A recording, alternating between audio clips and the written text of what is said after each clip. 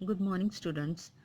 पिछले लेक्चर में हमने जमायत नहम की नज़म हम पढ़ी, उसकी हमने रीडिंग की, उसके अशार पढ़े और आज मैं आपको उस नज़म की सबसे पहले उसका मरकज़ी ख्याल करवाऊंगी, फिर उसके अशार की तशरीह करवाऊंगी।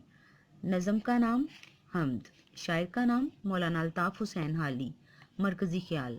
अल्लाह ताला की ज़ात बाबरकात का हक़ बंदे से अदा नहीं हो सकता। अल्लाह ताला की ज़ात हर चीज़ पर काबिज़ और मुहीत है, कोई इसके भेद से वाकिफ़ नहीं है। अल्लाह ताला पर ईमान लाने वाले और इसके मुनकर भी उसकी मोहब्बत का दम भरते हैं। रंजो मुसीबत में उसका गिला करने वाले भी उसी पर आस लगाए रहते हैं। तमाम दुनिया में ज़ाते बारी की महक फैल कर रहेगी, क्योंकि सुबह की हवा घर घर में इसका पैगाम पहुंचा रही है। ये तो था इस नज़म का मरकज़ी ख्याल। इसके बाद मैं अशार की तशरीह आपके साथ करूंगी। अशार की तशरीह के मैंने नोट्स प्रिपेयर किए हैं आपके लिए।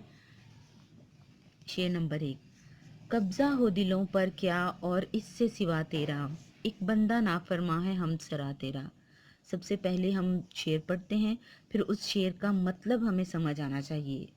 मतलब उसका मफ़हूम जो है वो हम लिखेंगे। ए अल्लाह ताला, मेरे दिल पर तेरी ही हुक्मरानी है।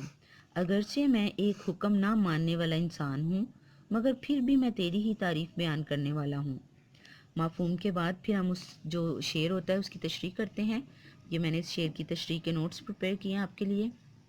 अल्लाह ताला हमारा खालिक है। अल्लाह ताला की हुक्मरानी हर एक शय पर है। शायर अल्लाह ताला से मुखातिब होकर कहता है कि ए अल्लाह ताला, मेरे दिल पर तेरी ही हुक्मरानी है। इस बात का सबसे बड़ा सबूत ये है कि मैं तेरा हुक्म ना मानने के बावजूद तेरी ही तारीफ़ करता हूँ। अल्लाह ताला के इंसानों पर बेशुमार एहसानात हैं। वो खालिक है, वो मालिक है और वो राज़िक भी है। अल्लाह ताला ने इंसानों को अपनी इबादत के लिए पैदा किया है। अपनी बेशुमार नेमतों के जवाब में वो ये चाहता है कि हम उसकी इबादत करें। ये है शेर नंबर 1 की तशरीह। शेर नंबर 2। गो सबसे मुकद्दम है हक तेरा अदा करना, बंदे से होगा मगर हक क्यों कर अदा तेरा। इसी तरह हम हर शेर का मफ़हूम लिखेंगे। मफ़हूम, अगरचे इंसान के लिए ज़रूरी है कि वो सबसे पहले अल्लाह ताला का हक़ अदा करे, मगर इंसान से अल्लाह ताला का हक़ कैसे अदा हो सकता है। तशरीह। अल्लाह ताला ने इंसान को बेशुमार नेमतों से नवाजा है। कुरान मजीद की एक पूरी सूरत ही अल्लाह ताला की नेमतों से मुतल्लिक है। कुरान मजीद में इरशाद बारी ताला है। तर्जुमा। पस ए ग्रोए जिनो उन्स, तू तू तुम अपने परवरदिगार की कौन कौन सी नेमत को झुटलाओगे। अगर हम अल्लाह ताला की नेमतों का शुमार करने बैठें तो इसे शुमार नहीं कर सकते। रोज़ अज़ल से दस्तूर है कि अपने साथ नेकी करने वाले से जवाब में नेकी और भलाई ही की जाती है। अल्लाह ताला की नेमतों का बदला अदा करने का सबसे आसान तरीका ये है कि अल्लाह ताला की इस तरह इबादत की जाए जिस तरह इसने फरमाया है। हम अल्लाह ताला की बेशुमार नेमतों का शुक्र अदा करने के बावजूद इन नेमतों का शुक्र अदा नहीं करते। अल्लाह ताला की नेमतें इतनी ज़्यादा हैं कि हम इनका शुक्र अदा ही नहीं कर सकते। शेर नंबर 3। महरम भी है ऐसा ही जैसा कि है ना महरम, कुछ कह ना सका जिस पे या भेद खुला तेरा। मफ़हूम। ए अल्लाह ताला, तुझे जानने वाला भी ऐसा ही है जैसा कि ना जानने वाला, क्योंकि तेरी ज़ात के राज जिस पर आश्कार हो जाते हैं वो किसी से कुछ भी नहीं कह सकता। तशरीह। अल्लाह ताला कुरान मजीद में फरमाता है कि ये कायनात तुम्हारे लिए है, तुम इसे मस्खर करो। सूरज के निकलने और दिन रात के आपस में बदल बदल कर आने में अक्लमंदों के लिए निशानियां हैं। अल्लाह ताला के सब मज़ाहिर ऐसे हैं जिनसे अल्लाह ताला की ज़ात बबरकात का पता चलता है। जो लोग अल्लाह ताला की जुस्तजू में अपने आप को फना कर देते हैं, अल्लाह ताला की ज़ात के राज खुल जाते हैं, लेकिन इसके बाद दुनिया की हर चीज़ उनकी नज़रों में बेवक़्त हो जाती है। वो लोग जो अपने आप में मगन रहते हैं, अल्लाह ताला की तख्लीकात को देखते हुए भी अल्लाह ताला की खोज नहीं करते, वो दुनिया के होकर रह जाते हैं। जानने वाला और ना जानने वाला इसलिए बराबर हैं कि जो अल्लाह ताला की ज़ात में खो जाता है वो हर चीज़ से बेगाना हो जाता है, और जो अल्लाह ताला को जानने की कोशिश नहीं करता वो भी हर चीज़ से बेगाना होता है। अल्लाह ताला की ज़ात है ही ऐसी जो हमें समझ में नहीं आती।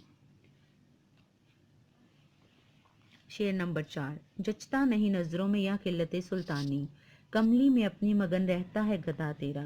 مفہوم: جو شخص اللہ تعالیٰ سے لو لگا لیتا ہے اسے دنیا کے کسی انسان سے رغبت نہیں رہتی.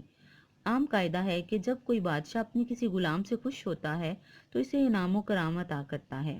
تشریح: وہ غلام جس کو بادشاہ کی طرف سے انعام و کرام ملتا ہے وہ اپنے دوستوں کے درمیان اتراتا پھرتا ہے اور اس انعام کی تعریف میں زمین و آسمان کے کلابے ملا دیتا ہے. اس کے برعکس جو شخص اللہ تعالیٰ سے لو لگا لیتا ہے اس کی نظروں میں دنیاوی شان و شوکت کی کوئی اہمیت نہیں ہوتی. وہ بس اپنے آپ میں ہی مگن رہتا ہے.